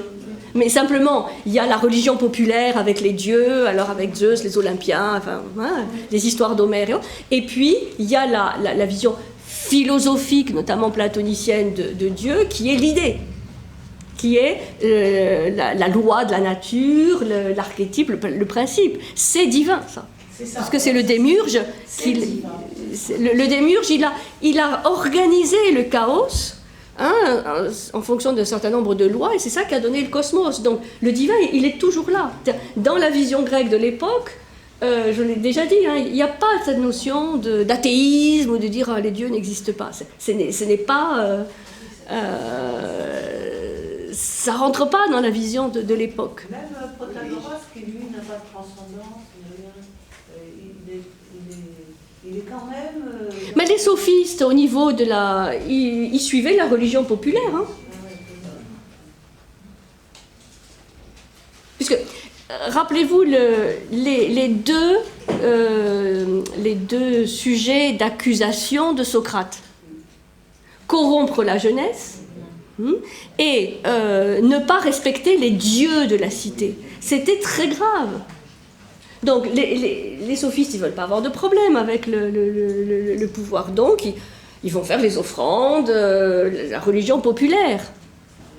Et Socrate, qui lui, Platon, qui s'inscrivent en faux, ou Socrate qui parle de son daimon, ce n'est pas accepté par la cité. Mais par exemple, au dernier cours, la poésie, on estimait que c'était quelque chose de divin quelque part. Est-ce que la vertu peut être... il peut y avoir un rapprochement entre cette idée que la poésie est divine. Est-ce que la vertu aussi serait d'essence divine? Oui, parce que ces vertus cardinales, ou ces 5 vertus, elles sont l'émanation, sont des facettes du beau, du bon, du juste, du vrai, donc du bien. Et cette idée du bien, symbolisée par le soleil, par Platon, c'est divin. Oui, mais les dieux à l'époque, ils n'étaient pas divins. Ils faisaient n'importe quoi. Les dieux n'étaient pas divins. Ils enlevaient les femmes, ils faisaient n'importe quoi. Mais ça, c'est Homère. C'est ce que j'ai appris. C'est ce qu'on a appris, oui. Voilà. Pourquoi? Parce que nous sommes formés à la culture d'Homère. Et on a bien vu la semaine dernière que Homère et Hésiode, ils reposent des bases pour refaire partir la civilisation grecque après des siècles de Moyen-Âge et d'oubli et d'amnésie, et qu'on a carrément oublié qu'il y avait eu une civilisation grecque avant. La civilisation mycénienne, l'époque même de la guerre de Troie, d'Agamemnon, enfin tous ces mycéniens. Et que Homère a une peinture des dieux qui ne convient pas à Platon. Je dis, mais comment... vous vous rappelez ça? Ah non, vous n'étiez pas là. Bon, dit, mais voilà, Homère peint les dieux comme les humains, ça va pas. Ça va pas. Donc, nous, ce qu'on nous a appris de la mythologie grecque, c'est Homère. C'est Homère, Hésiode. Bon, mais... Et c'est très bien pour dire, vous voyez, ces Grecs, quand même, ils avaient des dieux, franchement... farfelus. Donc, voilà, ça fait partie aussi, c'est instrumentalisé pour dire, quand même, nous, notre Dieu, il est quand même plus divin que Zeus, Héra et toute la bande. Tout ça est politique. Mais il ne faut pas s'arrêter là. Il ne faut pas faire commencer la Grèce à Homère et Hésiode. Bien sûr. Oui, bien sûr, mais... Mais qu'est-ce qu'on a avant Homère et Hésiode comme argument? On n'a rien. Comme argument? Homère et Hésiode, qu'est-ce qu'on a comme argument sur la conception divine des Grecs? On a plein de textes, on a des hymnes, on a des vestiges archéologiques. Il faut aller à Mycène, il faut aller en Crète, il faut aller en Égypte. Enfin, cette filiation, Égypte, Crète, Grèce. Pourquoi les présocratiques sont tous presque des Ioniens? Des Ioniens. C'est pas des Grecs, c'est des Ioniens. Il y a bien une filiation, donc il y a plein de témoignages. Mais oui, les lamelles orphiques qu'on a trouvées en Crète, qu'on sait lire maintenant. Enfin, on fait toujours le distinguo entre, par exemple, la théogonie d'Hésiode et la théogonie orphique. Ça n'a strictement rien à voir. On a les pythagoriciens, les orphiques, et encore plus loin, les mycéniens. Il y a des vestiges. Oui, si. Allez à Mycène, allez en Crète, vous allez voir. On verra les lions, le match d'Agamemnon, ça ne nous renseignera pas beaucoup sur les... Oui, non, mais bien sûr, mais quand Schliemann va à Troie et qu'il retrouve les vestiges de Troie, Bon, ben on sait que la guerre de Troie, elle a eu lieu, quoi. Hein, malgré ce que Giraudoux nous a dit. Non, non, mais il y a des choses avant, il y a des choses plus anciennes. Mais c'était des dieux qui se... Bon, alors, non, les dieux vengeurs, faut arrêter avec les dieux vengeurs. Donc, où est-ce que j'en étais? Oui, dernière chose, on peut voir, enfin certains commentateurs voient dans le Protagoras une ébauche, mais qui est encore une ébauche de la théorie des idées, qui sera ensuite formalisée par Platon, hein, puisqu'on a peut-être une ébauche de l'idée de la vertu en soi. Hein, vous vous rappelez, l'idée, c'est quelque chose en soi. Qu'est-ce que le beau en soi? Qu'est-ce que le bon en soi? Le bien en soi. Bon. Là, on a un peu une question, même si elle n'est pas posée exactement comme ça. Qu'est-ce que la vertu en soi? Donc, une ébauche de ce qui est déjà initié par Socrate et qui ensuite sera formalisé, développé par Platon avec ce qu'on appelle la théorie des idées. Hein, peut-être là aussi une ébauche. Bon, là il y a des interprétations différentes, mais... Alors, bon, simplement parce que l'heure a bien tourné, je trouvais une phrase rigolote dans la 4e de couverture, hein, de la dernière édition du Protagoras. Le face-à-face entre le philosophe et le sophiste acquiert vite une intensité dramatique rarement égalée dans l'œuvre de Platon. C'est vrai, il y a vraiment du suspense. Les pièges se multiplient et le lecteur ne sort pas épargné de cette succession inattendue d'épreuves. Et j'ai trouvé ça bien dit, parce que c'est vrai que on peut souffrir à lire le Protagoras, parce que c'est hérissé quand même de difficultés, hein, d'arguments, notamment sur tout l'intermède sur le poème, et il faut s'accrocher. Et en même temps, c'est très plaisant. C'est un peu plus long que le Lachès ou le Charmilles, donc c'est moins léger, mais il y a vraiment de quoi réfléchir, hein, avec ce... Et si on s'implique, hein, comme pour l'interlocuteur d'un dialogue, bon, on n'est pas épargné, effectivement, mais on en sort grandi.